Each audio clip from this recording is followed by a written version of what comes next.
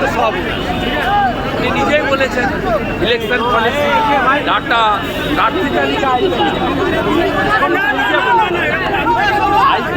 তৃণমূলের সব তো আমার কথা কালকে কি আশা করছেন সিবিআই? দাদা কালকে কি সিবিআই আশা করছেন? সিবিআই তদন্ত আশা করছেন সুপ্রিম কোর্টে?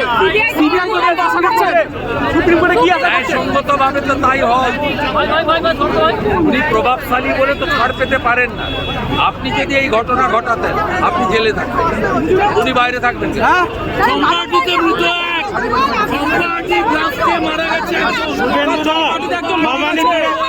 ভবানীপুর জেলার দায়িত্ব আপনি নিলেন, একজন মারা গেছে। পুলিশ বলছে বাজি তৈরির অনুমতি ছিল না।